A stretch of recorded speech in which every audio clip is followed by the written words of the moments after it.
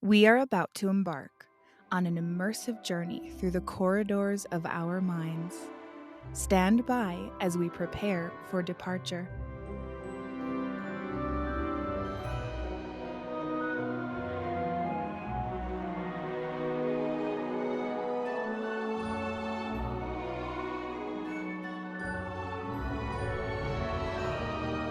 Welcome aboard, everyone, to the Productivity with Peace of Mind podcast adventure. Our journey will begin in just a moment. Inhale deeply and exhale. Our voyage takes us on a captivating tour, diving deep into the intricate layers of our thoughts and imagination.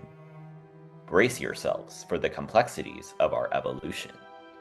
For a safe and enjoyable journey, stay seated, secure your helmet and protective goggles, and keep hands, feet, and legs inside while the ride is moving. Now relax and enjoy.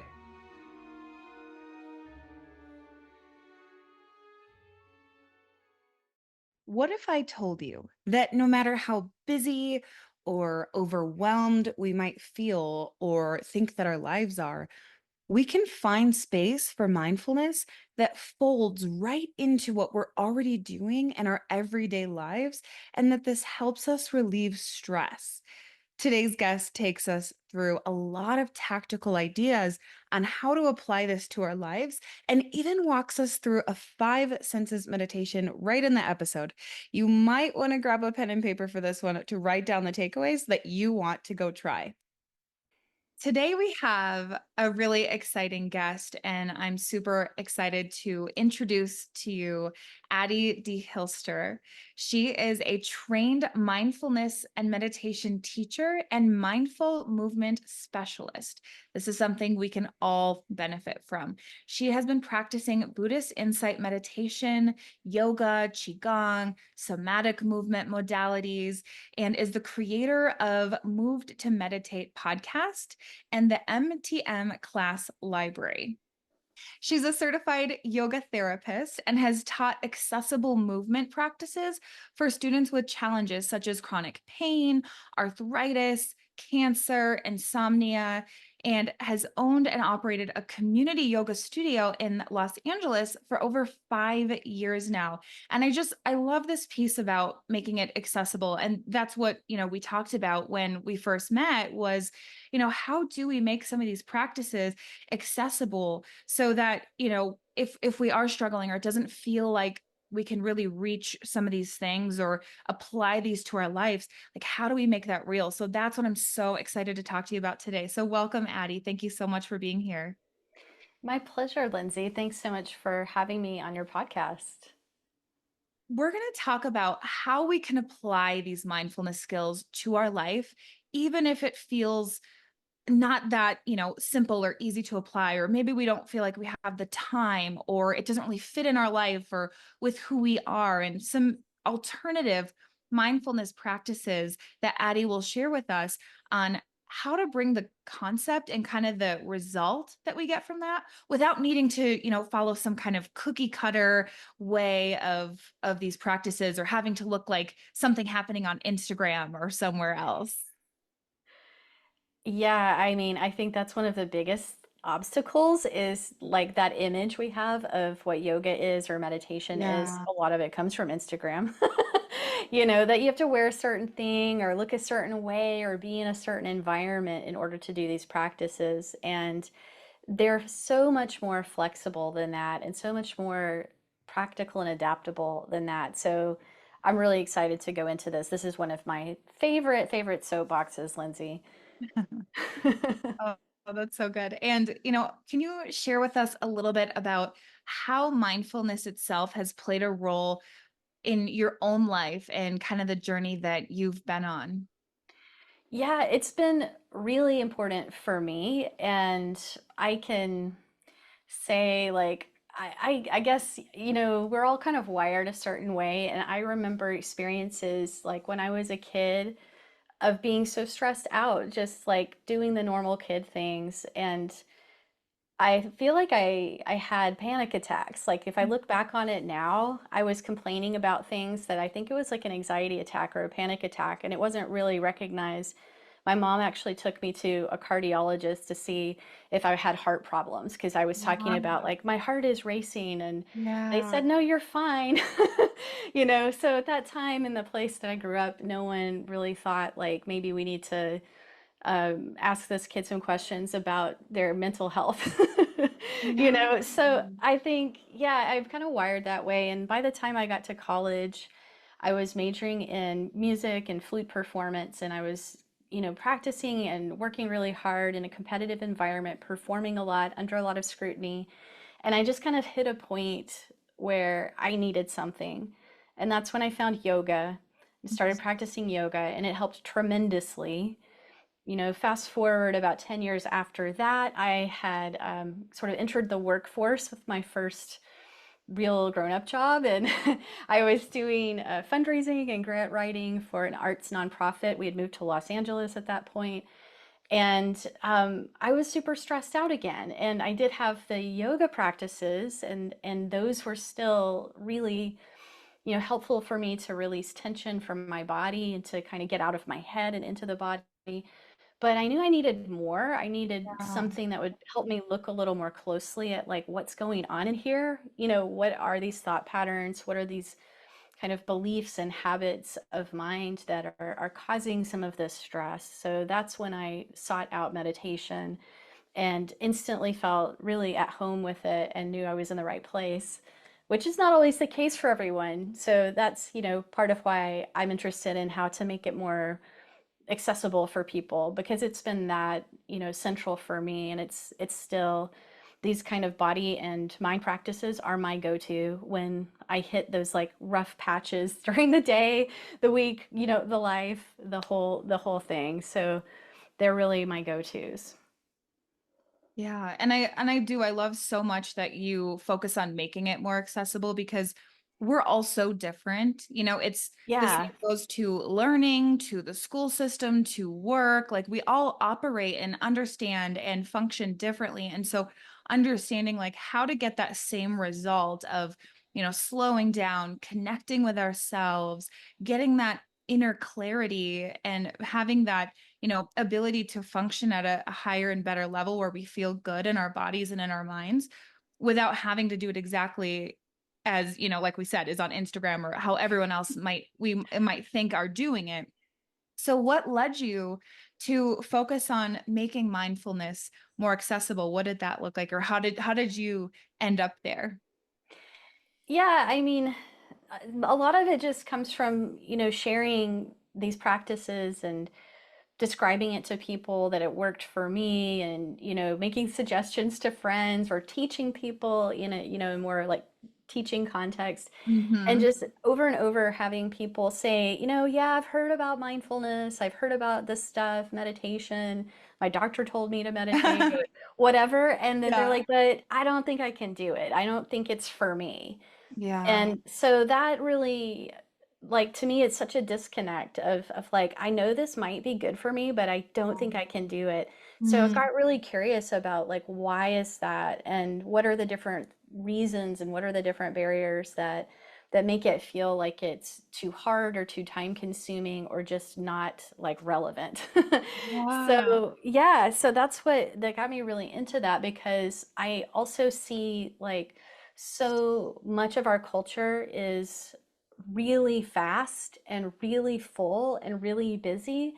And there's this undercurrent of a lot of burnout and a lot of like people feeling really overused and overwhelmed. And maybe they've gotten into that habit and it's part of what's made them successful, but you can only take it so far before it becomes like you kind of hit that breaking point, or you realize like I'm doing great over here, but this whole other part of my life is sort of a wreck or Yeah. neglected, or there's things I'm missing. And so, mindfulness teaches us how to come off that autopilot and how to look at what our habits are and how to make other choices or discover what our intentions really are and to follow through on that, you know, it's not about becoming like a master meditator. Yeah. We do, Yeah. we do the practices so we can show up in our lives in a Yeah. certain way. So we can be present for what matters to us and be present with who matters to us. So it's, yeah, for me, it's just like connecting those dots. Like, why is this important? Not just because like meditation is cool, which I think it is, but why? We need to understand that in order to be motivated to incorporate some kind of practice like this into our life. Yeah, and I know you talk about, making it a habit, and I think that's a really big key too, because if we introduce something like this into our lives and, we try it once, or like you said, they're like, "Oh, I'm not good at it," right? Or I can't do it. But I think repetition is probably a huge part of this, right? Yeah, and it doesn't have to be like an hour a day Yeah. or a week-long retreat or Right. anything massive. It's really Yeah. more like the phrase is small moments many times. And the more we can just weave moments of mindfulness into our life in an organic way, the more it actually benefits us. Because, mindfulness is really about, the whole goal of the practice, even traditionally, is not about the formal meditation, but how that helps us develop skills that we take into the rest of our life. How we are with other people, our relationships, how we make our livelihood, how we are in our community, how we make our tea, how we prepare our food, how we take care of our body. It's really integrated into everything that we do, ideally. Right. Yeah. And it's like, it sounds like it's almost like a vehicle that gets us to where we want to go in our life and what's already going on in our life versus something that's just over here where, maybe they're like, oh, that's, woo woo, or that's, kind of that's not something I do, that's for somebody else. Or, I think there's a lot of misconceptions around mindfulness and yoga and some of these practices that we're talking about. So I'm curious how you address those in your teachings, and like if someone were to come into your, office or get on a Zoom call with you and they have some of those questions or concerns that it's maybe not for them, what do you say to them, and what might you say that helps them understand or kind of, cross that bridge? Yeah, I mean, I would want to ask, what it is that feels like isn't for them, because it might be a couple of different things. It might be that it seems too out there, and we can talk about that. It's actually more down to earth. It's really practical. You don't Yeah. have to adopt any new beliefs. Mindfulness is about looking around you to discover what's true. It's not about like adopting a belief about what's true. It's kind of the opposite. It's like, let's just look and see. It's about observation. So that's really open and universal, and anyone can do that. Another objection or sort of question I get a lot is like, well, I have a lot of restless energy, or I just don't feel like I can sit still. If I sit still, Yeah. I get more anxious. And as someone who started these practices because I was a ball of stress and anxiety, I'm like, I know, I get that. And so, we might start with movement. We might do some, gentle yoga or some qigong. Does not need to look fancy. It does not need to be Yeah. vigorous or strenuous in any way, but using movement practices is a huge way to get the nervous system to calm down enough to actually enjoy doing a meditation or sitting more still or having more of a moment of quietude and reflection. So that's a couple of the common things I think that come up for sure. And I like you use this word of calling it portable, these practices, which Yeah. I love. I'm such a visual person, so I love this idea of that really these are things we can take with us anywhere, right? Absolutely. And I think, that points to another one of the kind of ideas people have about meditation. A lot of meditations are about focusing, right? A lot of different schools of meditation, it's about single pointedness and taking your mind to like be unified with one object, be one with the breath, right? Not focus on anything else but this one thing. Mhm. Mindfulness is actually a little bit different, and this is an interesting thing that I love to like highlight, because I think it makes mindfulness a lot more relevant for daily life, where we Yeah. actually are juggling a lot of different things, and we can't always just single task. We can't Yeah. always just like block out everything and focus only on one thing, like our breath. Yeah. Yeah. Concentration is part of mindfulness, but Yeah. mindfulness also is about using what's happening, using all of our senses. If there's sounds in our environment, we bring our mindfulness to the sounds. If there's something to see that's happening, we can be mindful of seeing. If we're feeling different sensations in the body, they become part of the meditation. So it's not about excluding anything at all. It's about learning to be present with life as it's flowing through us and Yeah. flowing towards us and flowing with us. And when we kind of get the hang of that, then everything can become our meditation, right? Mhm. So that's why it's portable, because you can be sitting in traffic and feeling, the tension in your shoulders, your hands gripping the steering wheel, the tightness of your breath, hearing the car horn sounding, feeling the sun blaring down through the window. You can notice those things, and you can notice the reaction you're having. This is unpleasant. I'm not liking this. I'm wanting something different. And Mhm. start to just tease those pieces out of the experience. And then you have more choice. Like, oh, I can loosen my grip on the steering wheel. I can like soften my shoulders. I can bring another thought to mind, like something about patience, Yeah. or something that helps me realize that I'm going to get there. I don't have to, you know, run off the side of the road and abandon my car and fly down the freeway. I used to live in Los Angeles, so I'm just, tracking back to some of my traffic stress here. But, Yeah. just as an example of many moments that occur that we could be kind of wallowing in the stress or just like going down that spiral, or we could use that as a place to investigate our experience and to say, oh, okay, it's like this right now. So, how do I want to respond in this next moment? And it may be just the smallest thing we can do, releasing our tension in our hands on the steering wheel, but it can make a big difference, and it can lead to the next moment and the next moment being different. Yeah. Does that Yeah. make sense? It does. It makes so much sense. And, we've talked about mindfulness and, kind of the tangible things we get to like receive out of that, right? Like it's like this vehicle and like what we're doing this in order to receive a certain result. So, we've talked about some of those things are like focus or deep listening or like you said, patience. And Mhm. so talk to us a little bit about like what are those tangible results that we get to have because of these practices, and then how do we develop those skills, because like the world is fast paced like you said, and there's a lot going on. So how does that help us really in our everyday lives?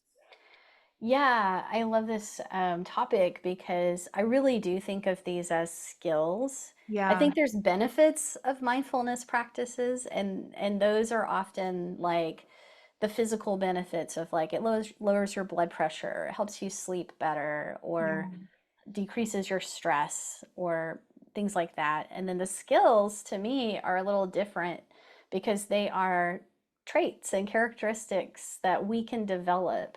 And it's not like an inborn talent. It's not something that you either have or you don't. It's a Yeah. skill you develop. And so I have like a long list of these that I've kind of broken down just thinking about this over like the years of practice and the things that I know, I've learned and that the teachings teach us about. But like you named a few, focusing, like the ability to have some say in where we place our attention, Yeah. that is a mindfulness skill. To be able to move our attention, right? When something is bothering me, or I'm having like a pain in my body, to be able to widen my attention to not only be like hyper focused on that pain, but to also notice other things. That's a mindfulness skill, and that can make a huge difference in the experience. patience, like you mentioned, is a skill. Yes. You know, maybe we all know some people who seem to have been born like saints or they're more patient naturally. You know, that's not most of us, but we Not can me. develop that, right? I know for a lot of high achieving people, it's like being patient is not in the vocabulary because we are always like persistent. We have more persistence than patience. Yes.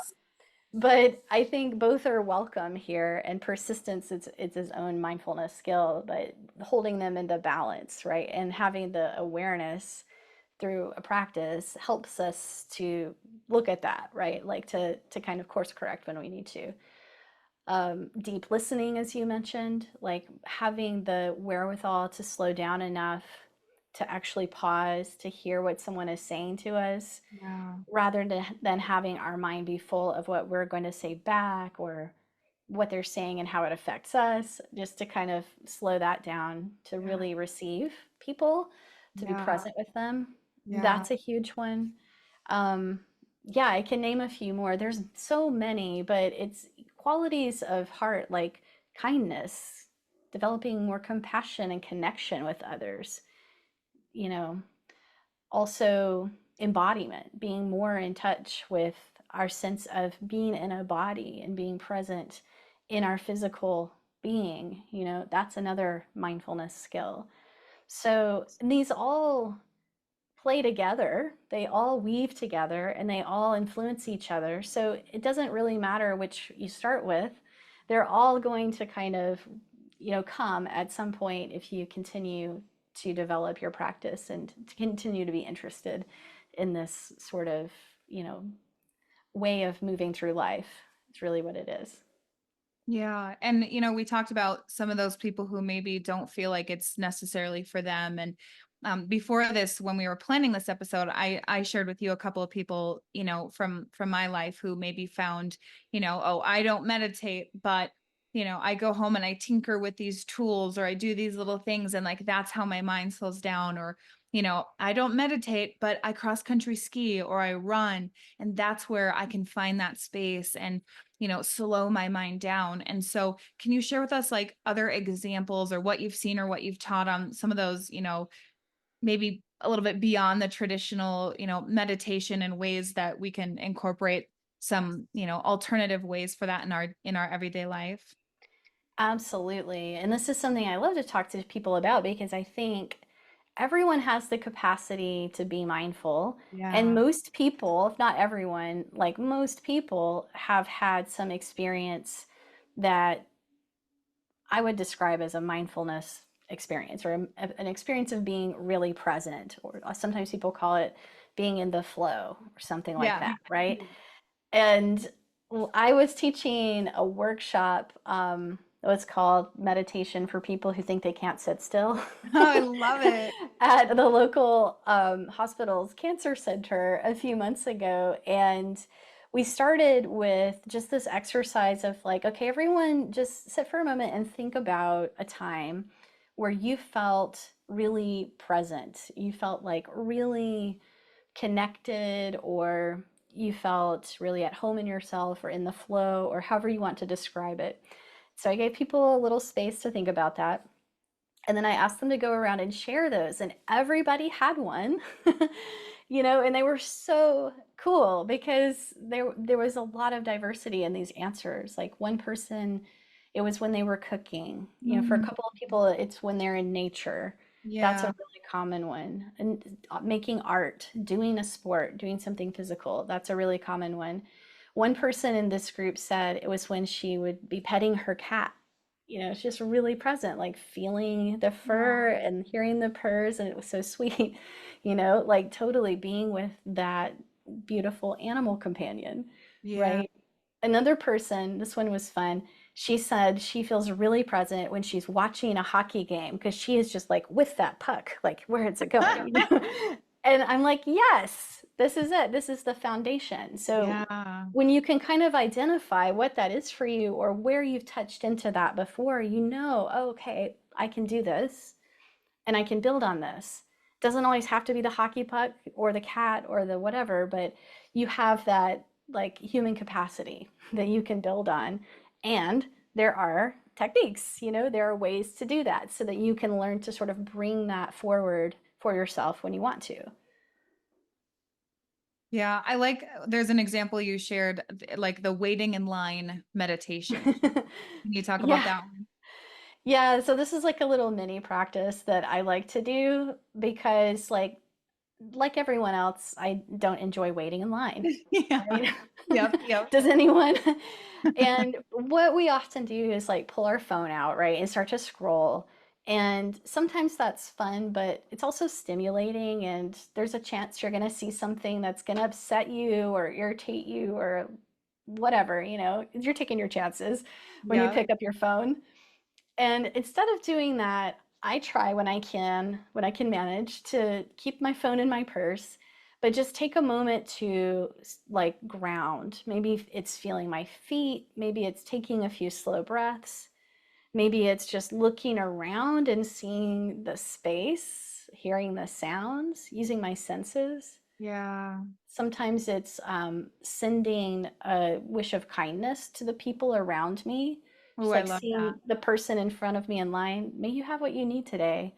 May you Mm. receive a blessing today. May you be as healthy as possible.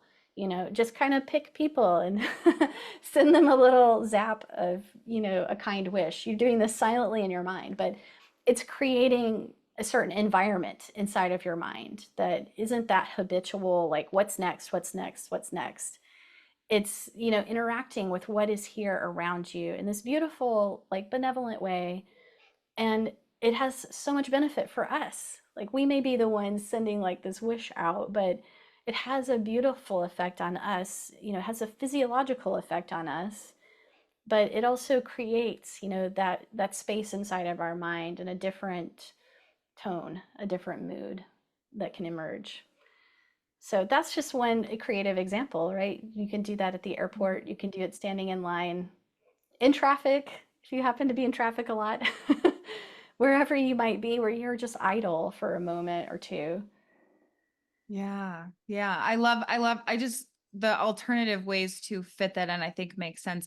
And then when we look at like when we're, when we are really busy or there's so much going on and, somebody might think, I don't have the time for this, right? Like I know that was a really good example, but what are the other ways, like whether it's like mini meditations or, the other mindfulness exercises that we can fit into, you know, a really tight schedule or maybe Mhm. just a crazy week. Like, I don't have time for it this week, but I think we all have those pockets. So how can we fit those in? Yeah. So one of my favorites is walking meditation. And walking meditation is traditional. Like there's definitely like techniques and formal walking meditation practices, but you can do it informally anytime you're walking. Yeah. Right? So when you're walking from your desk over to the coffee machine, can you feel your feet when they're stepping? Can you feel your legs? Like, can you feel your weight shift? Maybe you feel your breath. Like anything that gets you connected to just the simple act of walking. Yeah. That's a mini mindfulness. Walking to your car on the way to go to a meeting, walking down the hall, any place that you are moving from one point to another. And those are also those kind of like transition moments in the day, a lot of times where our mind wanders into like planning and worrying and going back over things for the bajillionth time, distractions, or again, picking up the phone and picking up even more to-dos and distractions and stimulation. So Yeah. it's a way of taking a break even in the movement of life, right? To just make that activity that you have to do anyway, walking, making that a very simple moment of presence. And I think when you arrive, you'll feel different. Maybe you'll be more clear for that meeting. Maybe your mind won't be full of the next five things you have to do afterwards, but you'll actually be like here and able to respond with more presence and clarity and deep listening and patience and all of those qualities that you want to bring to Yeah. that time. Yeah. That's so good. And then there was another one you mentioned. It's the 5, 4, 3, 2, 1. Yeah, maybe we can just do this one together. Yeah, let's do This it. is a fun one. So this is using your senses. And like I Okay. was saying, in mindfulness, all of your senses are part of the meditation. And Yeah. that's part of the portability, right? Because you can Yep. practice that anywhere. And it means, no, I don't have to get my room totally silent and perfect in order to meditate, right? Yeah. I'm going to incorporate what I have, what's going on. So we can do this together. It's 5 things you can see, 4 things you can hear, 3 things you touch, 2 things you smell, 1 thing you can taste. So we Okay. go through that with all the senses. So maybe just take a little stretch or take a little breath or adjust your posture.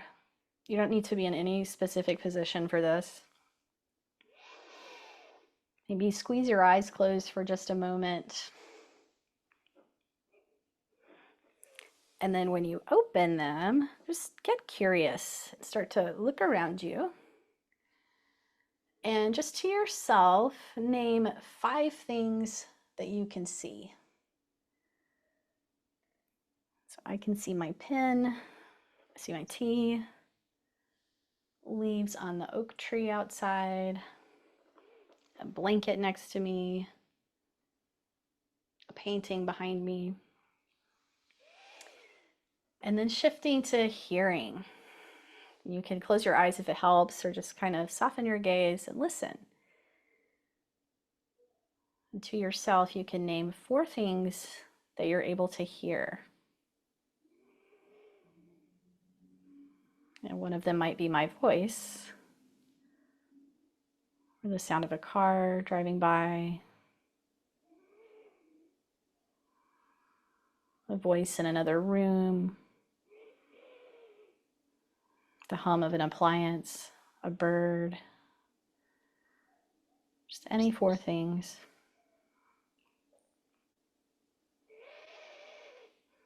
And shifting to the sense of touching and feeling and sensations in the body, can you name 3 feelings? Could be the feeling of your back and your sitting bones in a chair, leaning back on the support, touch of your clothing on your skin, feelings of warmth or coolness, anything. If you do have that soft cat there, the touch, soft fur. And then a sense of smell. This can be a little challenging. This one's great outside. Maybe get a few more options there, but just take a few deep breaths and see if there's anything to smell in your environment. Maybe you have a candle nearby, or a cup of tea or something. Someone's cooking something. You try to come up with 2. And if you get stumped, it's okay to say neutral smell. That counts. And then the last one, the 5, 4, 3, 2, 1, is taste. Can you taste anything? The last thing you ate or drank, or neutral taste. And then once you've gone through those senses, 5, 4, 3, 2, 1, just notice how you are. If you have kind of slowed down for a moment, or if you're looking around and things look a little more vivid, like you're seeing with fresh eyes, where you feel a little less pressured or rushed just in this moment. It doesn't always have that immediate effect, but with practice, it can be a way of just really pulling us back into the present moment. I also love to do that one in the car. It's kind of fun, like a road trip game, play with other people. Okay, give me 5 things you can see. It's kind of like I Spy. What is 4 things we can hear in the car, and do that. And great for kids or spouses, who are zoning out, and to come back to the present, just, using our senses in this simple way. I'm curious how that was for you, Lindsay. Have you done that one before? Yeah, I have. And every time I do it, and even just now, as I was practicing that with you, like, when we got to the end and I'm opening my eyes and I'm looking around, like I feel like kind of some of my, like the brain fog of like a long week and a lot of things going on is kind of clearing up. And, I feel more clear. I feel more awake and just kind of alert of what's going on in my body and my surroundings. So that was really good. Yeah, and it didn't take long, right? Yep. You probably on your own could do it even a little faster than how I guided it if you get Yep. used to doing it. Yeah. So it could be 30 seconds of a check-in. It could be less than a minute. And it's something you can really do anywhere, going into a new environment, or like you're waiting for someone, or Uh, you get to the restaurant first, check yeah. it out. Let your eyes and your ears kind of give you some information and tune you in so you can be present with that next activity instead of thinking, what's next? What's next? What's next? Right? Just being there. Yeah. Yeah. It's like being present for your life. Exactly. We don't want to miss it, right? And it's Yeah. so easy to feel like that on autopilot or just to feel kind of like disconnected from things. I have Yeah. this one really clear memory that has been like an inspiration for my practice for years is that I went on vacation once, went camping to this beautiful campground in Big Sur, California, which is just like a magnificent place in the world on planet Earth.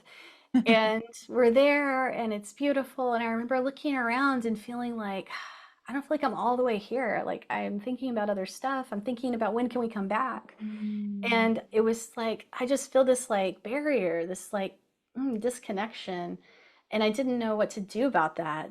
But I knew that these kinds of practices were the way, to learn how to be there, like learn how to not miss those beautiful moments and those moments that matter. yeah. Yeah. And you offer a free membership level in your online class library. And I think maybe you offer some of those things and how to maybe apply some of that in there. Yeah, I have a online class library that has different guided meditations and mindful movement practices and kind of a whole variety of things. And I do that to offer, like, no, you don't have to practice an hour a day, but yes, it helps to have some structure and some inspiration to go to so you can keep some momentum going in your practice and remember to bring in those little mini practices through the day. So, yeah, so that's why I have that resource. And there's a couple of different membership levels depending on how much, involvement you want to have with it. But Yeah. there's a free tier because I really do want to make it just like no barrier, accessible to Yeah. try it out, try it on, learn some things, see what it does for you. And you can just, that's on my website at movedtomeditate.yoga. You can go and sign up for that there. I rotate what's in the free tier every month. So there's always 5 classes that you can do as many times as you want to. I just changed them out for the month yesterday. So there's always just like something else to try. That's really awesome. And I know we talked about, some of the other barriers such as like time or maybe just not understanding the practices. But what Hmm. about those of us who might face certain challenges such as chronic pain or physical limitations or other health issues where we feel like that gets in the way? How do you approach, teaching mindfulness for those of us who might face some of those things? Yeah, that's a really important question because mindfulness might come up when you have a diagnosis like that or you're experiencing pain. You may have people give you the advice or a physician give you the advice, like you should Yeah. try this. Yeah. But it's not always obvious how that's going to help. Yeah. And especially, so much of mindfulness is about turning towards our experience. Like I said, like observing our actual experience. Yeah. When you're having an experience that's difficult, you're like, what? Why do you want me to pay more attention to that? That sucks. Like, no, thank you. Yeah. Right? Our instinct is to like run away from that or Yeah. distract it or somehow avoid it, right? Um, Yes. Yep. because there's also the fear of like, if I pay attention to this, it's going to be so big, I'm going to get stuck on it, or it's going to make it Yeah. worse. Yeah. So, yeah, so I've had some experience of working with students who have chronic pain, or teaching mindfulness and yoga to people in the cancer community. And this is like a big piece that comes up, right? So, the part of the skills that we learn are, like I was saying before, learning to place our attention where it's useful. So, not Yeah. just going to like that place that's really intense, but learning how to actually broaden our attention to feeling, what parts of the body feel fine or feel neutral. Mm, What else is happening in my experience beside this sensation? Like, is that all that exists? Or, are there also sounds? yeah. Are there also things I can see around me? So we're kind of getting ourselves unstuck from the intensity of a negative situation gradually, by training what our attention is going to. And that can be very powerful. And at Yeah. the same time, when we are able to pay some attention to the negative thing or the difficult thing that's happening, we start to bring mindfulness to it, and this perspective of non-judgmental, curious awareness. We start to see the things that we're naturally doing, no fault of our own, but naturally doing, that are making it worse, like Mm, tensing around the yeah. pain, or having a lot of catastrophizing thoughts about the pain. Yeah. And we start to have a little more choice in what goes on there. So we can do something a little bit different, interrupt that a little bit more. We start to see things like, oh, this pain felt like it was really solid and really consistent and like unchanging, and it feels like it's going to be this way forever. But if I pay attention to it, actually it ebbs and flows. It Yeah. moves to different parts of the body. Sometimes it's more intense, sometimes it's less intense, and it comes and goes. And so we start to see through that kind of feeling of permanence that it Mm, seems like it has. yeah. And that can help really open up and shift our perspective of how to work with it too. So this is a big topic, but Yeah. maybe that's a few kind of notes about like Yeah. why and how we can work with something like pain or a challenging emotions, whatever it might be. Yeah. Yeah. I agree. It's so important. And so, okay, once we work through, like now we understand why it's important and it's becoming more approachable to us. We've worked through the, objections of I'm too busy or I have these health things going on, so I can't do it, right? Like we've worked through all that and we understand it. Then what do we do if we're not sure where to begin, right? Because there's so many things that you've shared and there's so many things out there, so many resources, so many books, podcasts, a million things. So where would you say we could start? Or what would you say would be like the first thing to go do if you now understand it, okay, I got it. It is something that I can, that's approachable for me, that I can do, it's accessible. Where do I start? Yeah, that's a great question, because there are an almost overwhelming amount of resources and Yeah. options these days. And Yeah. it wasn't like that when I first started. You had to like learn from a book or get a VHS Yeah. tape, which is how I started doing yoga. Yeah. Well, a long time ago. But Yep. now, like, yeah, there's all these different apps and there's all these different teachers and resources. And it does take a little bit of research and looking around and kind of probably Googling and just looking to see what resonates with you. And, if you're listening to this podcast, you're already in that research, right? You've already started, you're Yeah. curious enough, right? So if something you hear resonates with you, maybe you look into that teacher and see what they offer, or ask around, ask your friends who practice, where did they start and what helped them? Is it a particular book or a course or something? And you don't want to get stuck in that research phase forever, or in a phase where you're like on an app and you just do kind of random meditations or whatever, and they may be helpful, but I think that's not gonna sustain you long term. You're not really gonna go deeper. Yeah. So at some point, once you've done a little bit of playing around and see what you like, then, choose it, pick it, like go find a course to go a little deeper. Find a Yeah. teacher that you can work with or a group that's studying this particular thing. So you can actually kind of dig in a little more and get more of the benefits from it. So that might sound a little like a vague answer, but it really depends on the person Yeah. and kind of what you're looking to address with your practice. But there's a lot of teachers. There's not just like the guided meditations and the videos, but there's a lot of teachers like myself that do one-on-one mindfulness coaching and mentoring, and you can work with someone to get like specific advice for what you need. Yeah, or courses you could take, like a lot of times mindfulness is taught in like a 6 week or an 8 week course, and that's a great place to start because it gives you like a framework and a Yeah. structure. Yeah. Does Right. that help with the where to Yeah. start question? Yeah, I think it does because, it allows people the spaciousness, like it's like, okay, research, right? Figure out what speaks to you and then try it. Try it and figure out what works. And then if it doesn't, you can try something else. But I think that does give the clarity to someone not sure where to start because it gives you that path, but it also empowers you to pick your path, I think. Yeah, exactly. And there are quite a few paths, but whether you are like, I want to do yoga and I want to do movement and I want to do like a particular body practice, or like I really want to do meditation, or whatever you think it might be, or oh, I just heard about walking meditation, that was interesting, Yeah. just like whatever resonates with you, start Yeah. there, because I think the Yeah. biggest thing is just like feeling motivated to look into it and to try it and to keep with something for a little bit and keep learning. Yeah. And for our high achievers, we don't have to do it all. No, don't do it all. You don't need to eat the whole menu.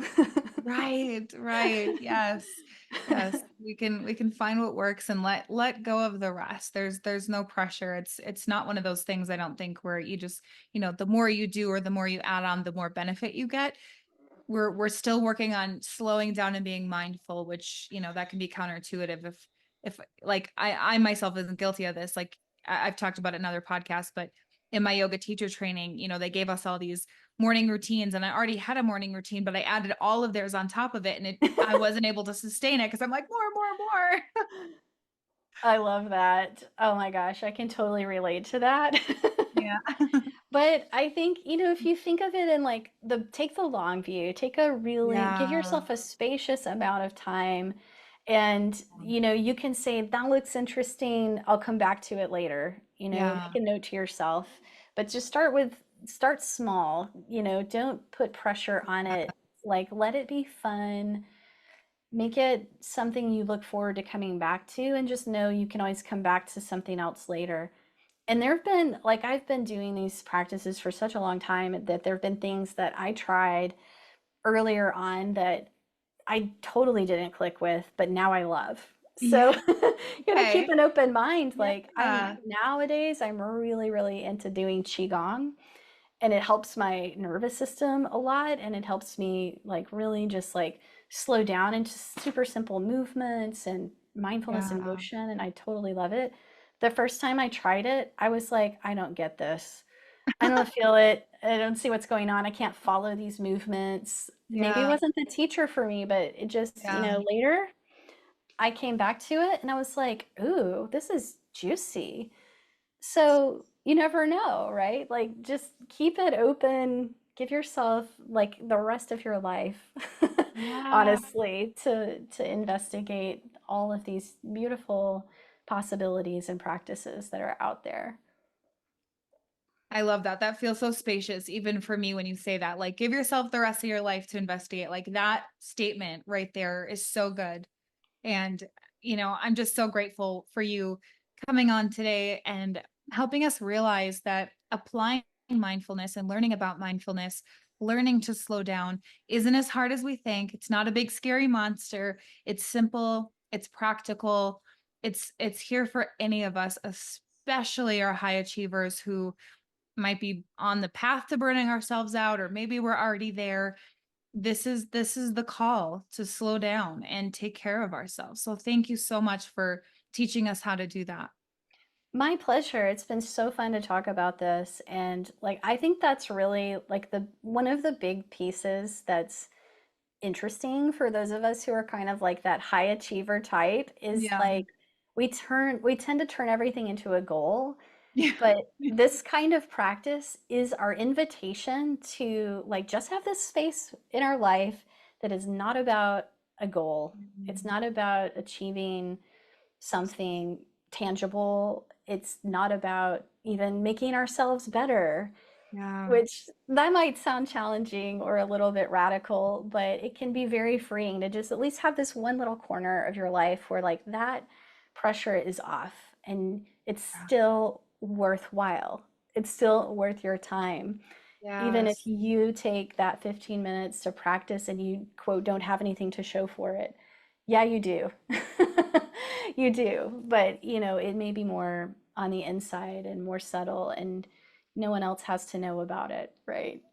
But I so appreciate this conversation, Lindsay, and thank you very much for opening it up and for inviting me to share about this on your podcast. It's been a really fun conversation.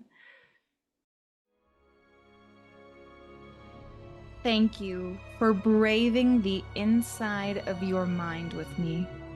The better we understand ourselves, the more deeply we understand the world.